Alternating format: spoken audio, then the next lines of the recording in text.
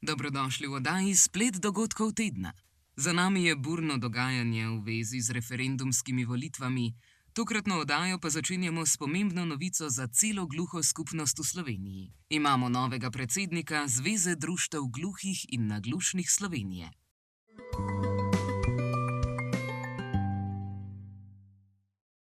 Mladen Veršič, dosedanji predsednik Zveze društev gluhih in naglušnih Slovenije, je zaključil svoj 12-letni predsedniški mandat.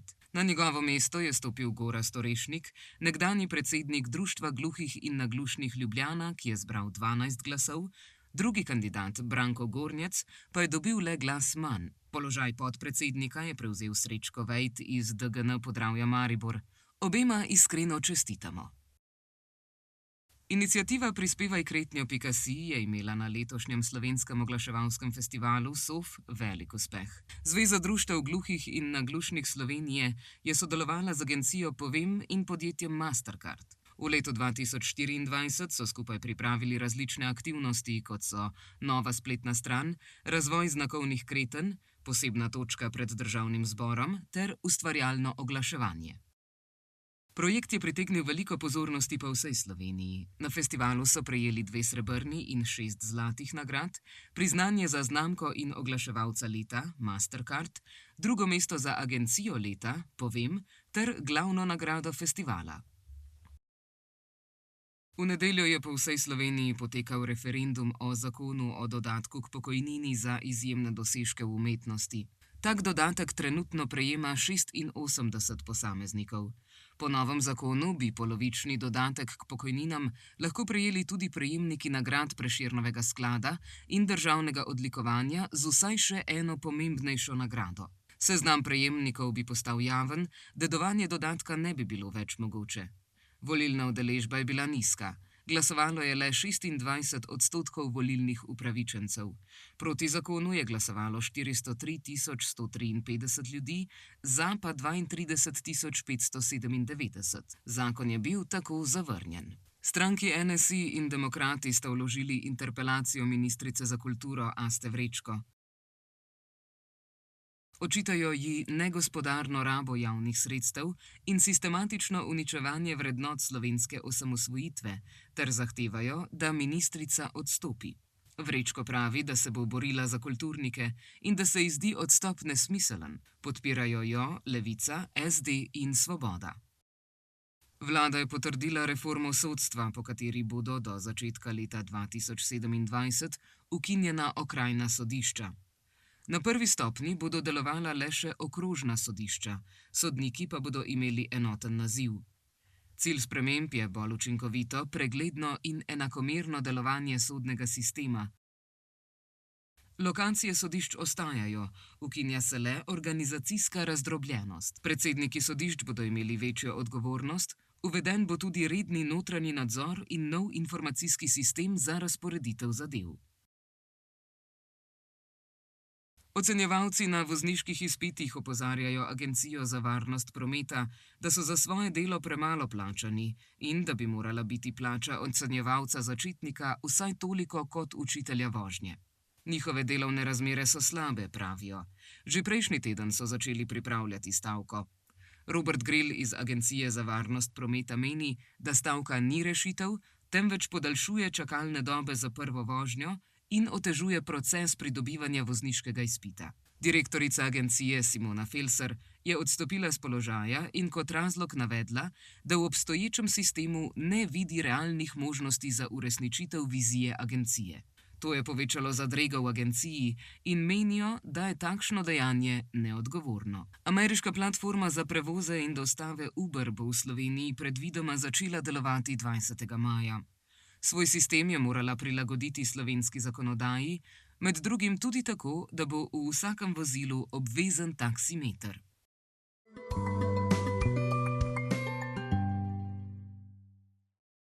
Indija in Pakistan sta po 4 dneh spopadov dosegla dogovor o takojšnji prekinitvi ognja, ki ga je posredovala ZDA. Indija je Pakistan obtožila izstrelkov nad Kašmirjem in odgovorila z vojaško ofenzivo. Pakistan pa obtožbe zanika in zatrjuje, da je zgolj branil svoje ozemlje. Obe strani poročata o napadih z droni, raketah in številnih žrtvah. V 4 dneh spopadov je umrlo najmanj 66 civilistov. Mednarodna skupnost, tudi Kitajska, izraža zaskrbljenost. En dan kasneje sta Indija in Pakistan ob posredovanju ZDA sklenila premirje, ki za zdaj velja do nedelje. V Španiji so zaradi požara v skladišču južno od Barcelone, zaradi katerega se je v zrak sprostil strupen oblak klora, več kot 160.000 ljudi pozvali, naj ostanejo v zaprtih prostorih. Požar naj bi povzročila litijeva baterija. Oblasti so zaprle ceste in železniške postaje, gasilci pa požar obvladujejo in spremljajo razmere. Izraelski premier Benjamin Netanjahu je napovedal, da bo izraelska vojska v Gazi s polno močjo dokončala operacijo uničenja gibanja Hamas. Izjavil je, da napadov ne bo ustavil in da vlada išče države, kamor bi izselili razseljene prebivalce Gaze. Izrael je po kratkem premoru nadaljeval napade tudi na bolnišnice, pri čemer je bilo ubitih več civilistov in novinarjev. V 19 mesecih spopadov je bilo v Gazi ubitih več kot 52.000 ljudi. Macron je ravnanje Izraela do Gaze označil za sramotno, izraelski premier Netanjahu pa je Macronu očital, da se postavlja na stran teroristov. V Carigradu naj bi danes potekala neposredna pogajanja med Ukrajino in Rusijo, a brez prisotnosti predsednikov Zelenskega in Putina.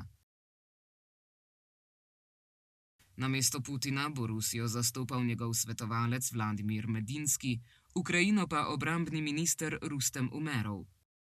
Pogovori so odgovor na pobude za 30-dnevno prekinitev ognja. Ukrajina opozarja, da ruska stran nima dovolj visokega predstavnika za pogajanja, medtem ko Moskva zatrjuje, da ima njihova delegacija vsa potrebna pooblastila. Če bo do pogajanj prišlo, bodo prva neposredna po letu 2022. ZDA ne pričakujejo večjega napredka.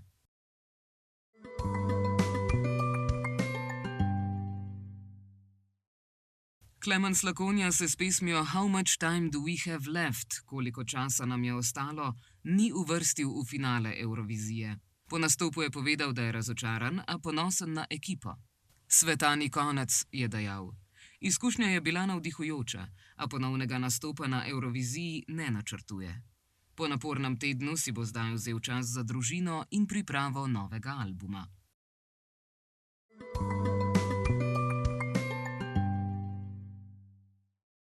Mednarodni teniški turnir gluhih v Murski Soboti se je končal s predajo finala. Zmagal je Čeh Smedek, Marino Kegel pa si deli 3. mesto.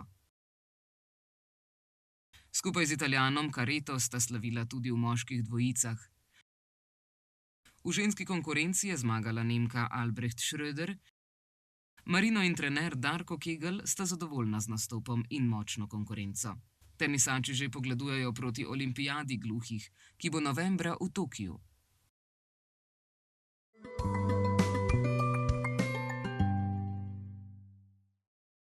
Letošnja Zofka, 15. maj, bo vremensko upravičila svoj sloves. Popoldne nas bo dosegla hladna fronta, ki bo prinesla plohe, nevihte, okrepljen veter in občutno ohladitev. Zvečer se bodo plohe in nevihte pomikale proti jugu Slovenije. Še lahko nastane kakšna močnejša nevihta. Od severovzhoda se bo občutno ohladilo. Na Primorskem bo zapihala zmerna burja. V prvem delu noči bodo padavine ponehale in do jutra se bo večinoma že zjasnilo. Najnižje jutranje temperature bodo od 2 do 8, na Primorskem okoli 11 stopinj Celzija.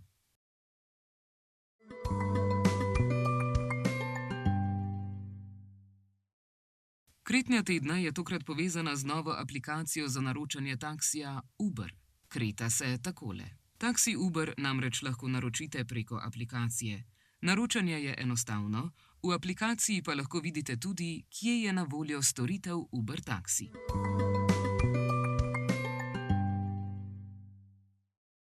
S tem zaključujemo tedenski nabor novic. Pred nami so dnevi muhastega vremena.